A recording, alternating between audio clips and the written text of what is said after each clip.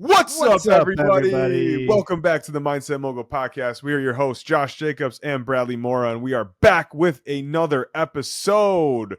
What's going on, Brad? How are you today, brother? I'm doing good, man. How are you doing? I'm doing good. I got high energy, if you couldn't tell already, but I'm feeling great. It's freaking hot as shit out right now, man, in Chicago. It's like 95 degrees today and humid, and the air Damn. quality is like 140. It's terrible, but still sat outside all morning on the balcony. It was great.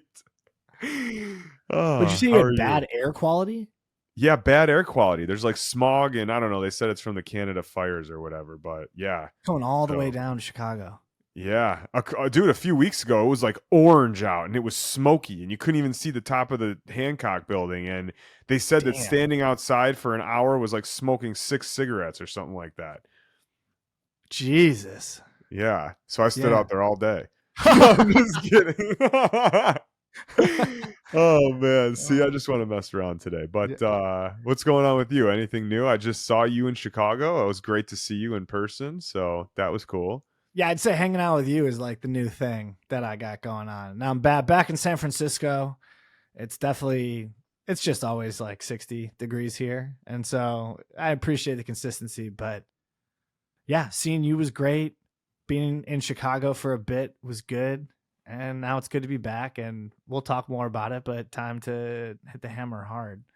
Yeah, absolutely. Yeah. So let's talk a little bit about that. I texted you yesterday, I think it was, and I was like, man, I am going to lose 30 pounds in the next, I don't know, 2 months or whatever I said, which I know that's a lot. Like, you know, losing 30 pounds in 2 months is a lot, but I could definitely do it because I have the weight to lose.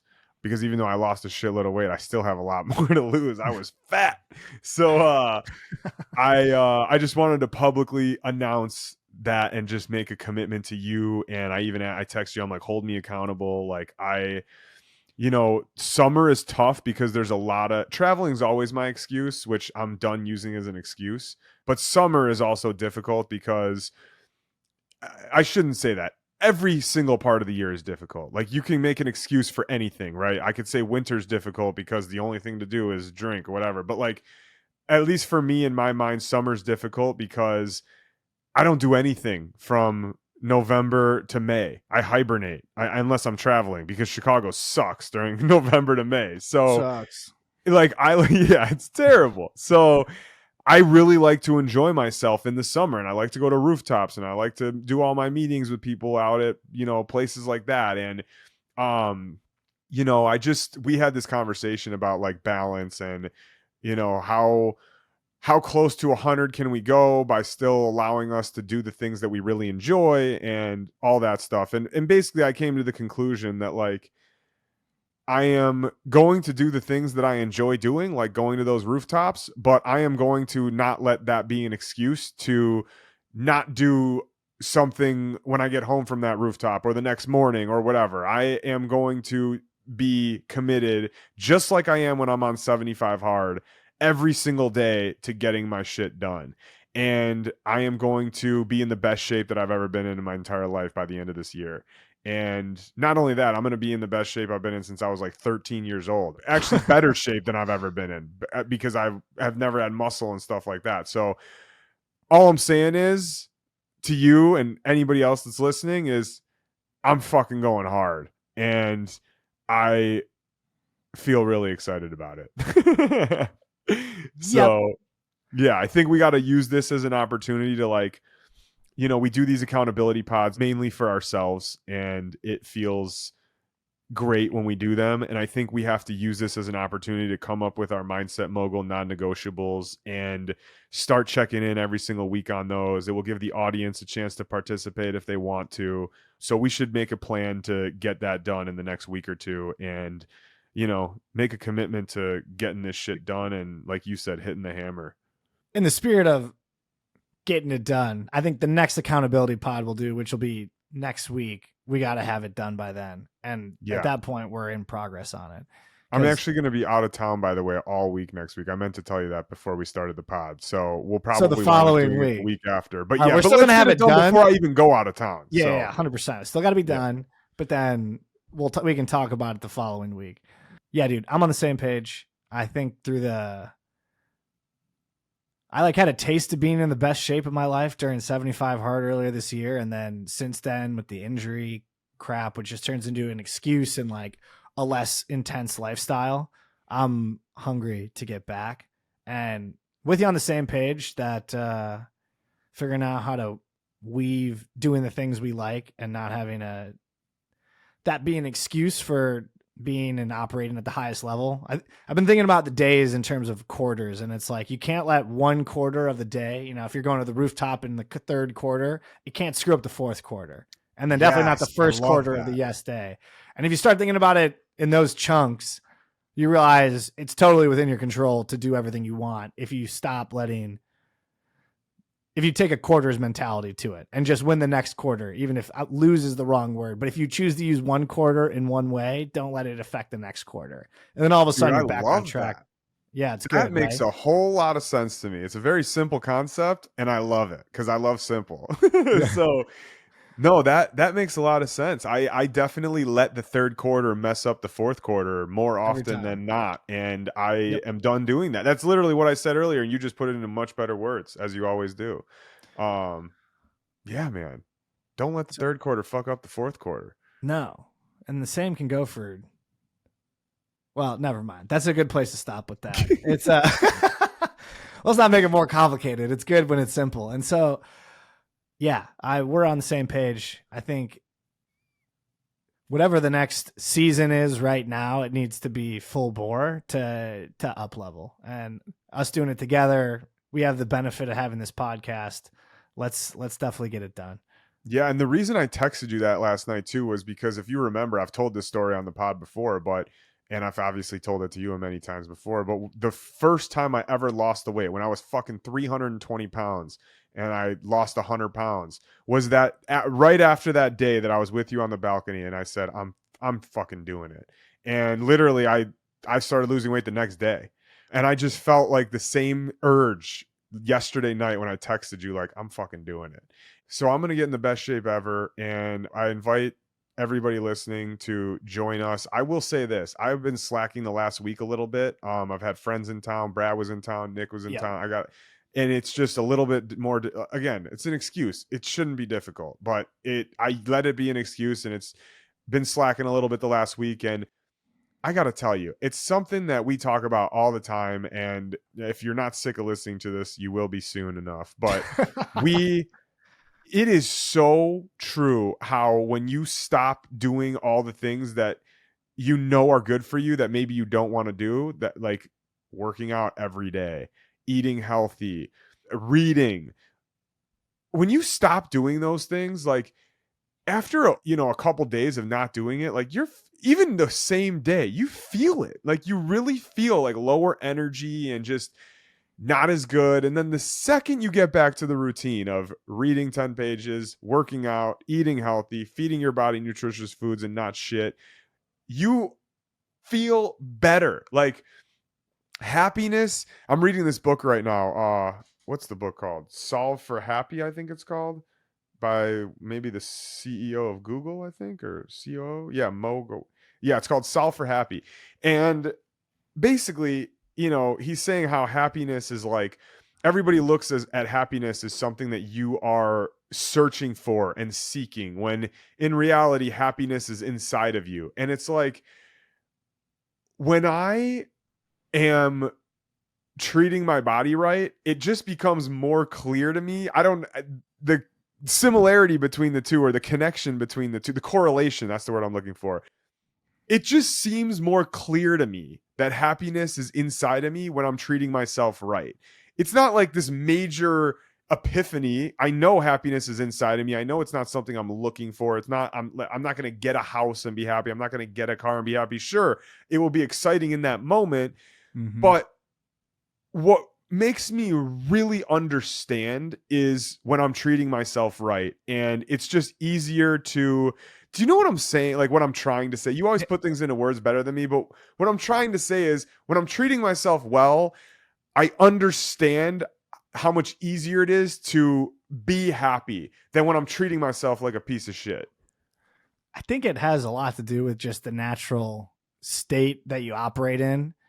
I think I connect happiness with equanimity a lot. And equanimity being regardless of the situation you're in, like you could be in a house that's burning down and you still feel this state of calm, collected, you're in the present moment, your mind's not turning and running on things.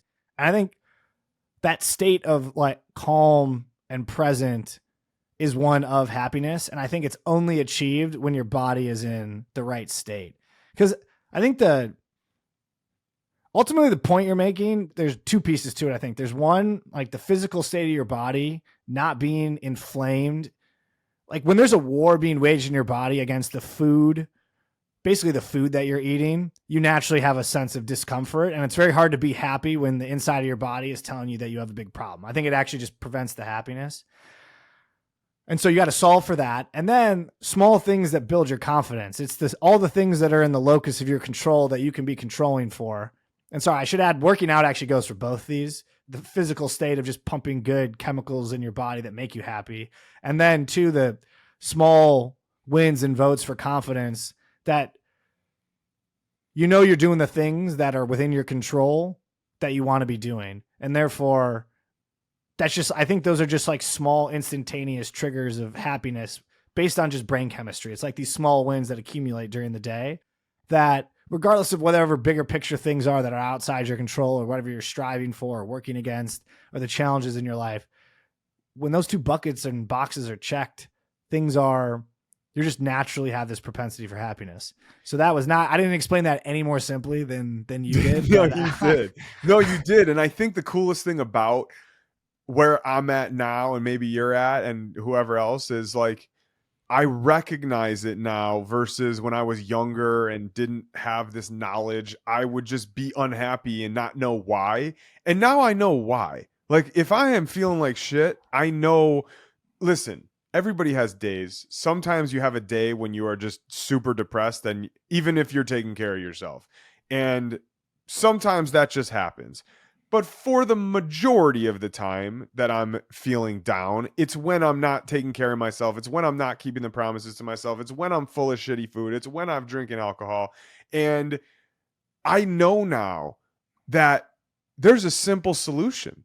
And that solution is force yourself to do the things that you know make you feel good. Like eating healthy, restricting the shitty food that you eat, working out, not drinking. Like I know the cure now. And again, we've talked about this on the pod so many times, but it really is the cure. And I feel, you could tell from my freaking energy today that I'm like, I'm cured because I've been back on my grind now. And yep. Man, it's just, I wish I could convey the feeling to anybody listening who maybe is feeling down and needs to feel better, that when you force yourself to do these things that you know are good for you, like eating healthy, working out, not drinking alcohol, and reading positive books, maybe listening to positive podcasts or content or whatever, you are going to feel better. Like even if you are super down and having one of those days that I just mentioned where you just can't do anything about it, like you're still going to feel a little bit better. You might still be down, but you're not going to be as down. So just something to think about. And yeah, I guess one more thing I'll mention to you is, you know, if you have the opportunity wherever you live to just connect with the ground. I know I don't want to sound like some, you know, woo-woo Oh, person it's right a now. thing. This is the Yeah, I thing. know it is a There's thing. like an electron transfer. But yeah, keep Okay, going. so Yeah. today I took a walk on the lakefront, my morning walk on the lake. It was like 6:30 in the morning. I get out there and I took a little bit of a different route today. I went to the beach. There's a beach in Chicago. Yes, there's a beach. If you've never been here, it's awesome. Lake Michigan is massive and looks like an ocean. And I took my shoes and socks off and I just walked along the beach in the sand with the water hitting me on the ankles, and it was just amazing. Like it was just such a good way to start the day.